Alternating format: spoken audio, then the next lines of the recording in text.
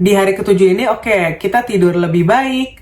Terus udah gitu aku akhirnya olahraga strength training, terus jalan lebih banyak jadi sekitar 9.500 dengan jam. Tapi ada waktu dimana aku nggak pakai jam juga, jadi aku sih berpikirnya itu lebih dari 10.000 ya harusnya. Terus udah gitu makan juga aku nggak cheat meal, jadi di hari itu aku fokus makannya apa? Makannya itu aku carnivore diet. Jadi aku makan daging diolah pakai butter sama pakai garam. Itu aja gitu. Yang lain-lainnya enggak. Plus minum yang banyak. Terus aku di hari itu nggak intermittent fasting tapi nggak makan malam. Jadi makannya itu seperti jam 9 pagi sampai jam 6 sore gitulah. Jadi itu kan nggak intermittent fasting, tapi nggak makan malam gitu. Nah, hasilnya ternyata Halo, Assalamualaikum warahmatullahi wabarakatuh. Ketemu lagi sama aku, Tracy Emerald. Nah, sekarang kita lagi ada di series Diet Pasca Lebaran. Nah, hari ini adalah hari yang ke-7.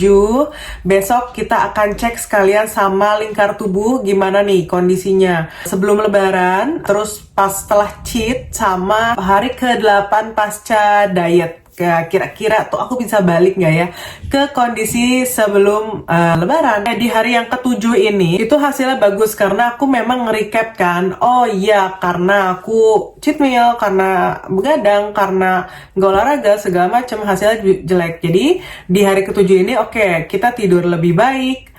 Terus udah gitu aku akhirnya olahraga strength training, terus jalan lebih banyak jadi sekitar 9.500 dengan jam. Tapi ada waktu dimana aku nggak pakai jam juga, jadi aku sih berpikirnya itu lebih dari 10.000 ya harusnya. Terus udah gitu makan juga aku nggak cheat meal, jadi di hari itu aku fokus makannya apa? Makannya itu aku carnivore diet. Jadi aku makan daging diolah pakai butter sama pakai garam. Itu aja gitu. Yang lain-lainnya enggak. Plus minum yang banyak. Terus aku di hari itu nggak intermittent fasting tapi nggak makan malam. Jadi makannya itu seperti jam 9 pagi sampai jam 6 sore gitulah. Jadi itu kan nggak intermittent fasting tapi nggak makan malam gitu. Nah, hasilnya ternyata dengan kondisi harian aku kayak gitu, itu signifikan banget membaiknya loh hasilnya. Jadi secara di sini body score aku masih sama, BMI-nya turun 0,1 poin, berat badan nih turun 0,25 gram, 250 gram aja, nggak begitu banyak turunnya, tapi body fat-nya juga turun 0,2%, protein itu meningkat dalam tubuh aku, muscle juga naik 0,26 kilo, jadi 260 gram. Water aku naik, kadar air dalam tubuh aku itu naik. Nah, visceral fat ini yang susah ya, nggak segampang itu nurunin visceral fat dalam sehari. Itu harus bertahap. Apalagi dari kemarin aku cheat meal, jadi kayaknya nggak mungkin kalau visceral fat hari ini tiba-tiba turun banyak.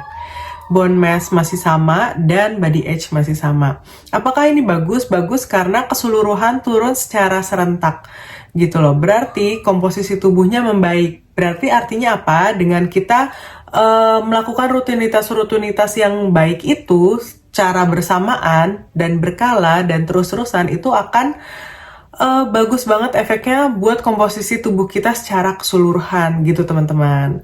Intinya kalau habit ini aku jalanin terus-terusan tanpa putus gitu ya. Jadi intinya konsistensi kuncinya, itu bakal bikin diet kita tuh jauh lebih cepet turunnya. Solusiku hari ini hal-hal baik tadi yang kayak gini nih, itu dipertahanin untuk dilakuin terus-terusan supaya dietnya turun. Dan hal-hal yang bisa menghambat seperti begadang, terus udah gitu cheat meal yang terlalu sering, terus udah gitu kurang gerak, nah itu yang perlu banget di skip gitu ya. Kita usahakan untuk rubah tuh kalau misalnya kebiasaan kita itu sehari-harinya kayak gitu.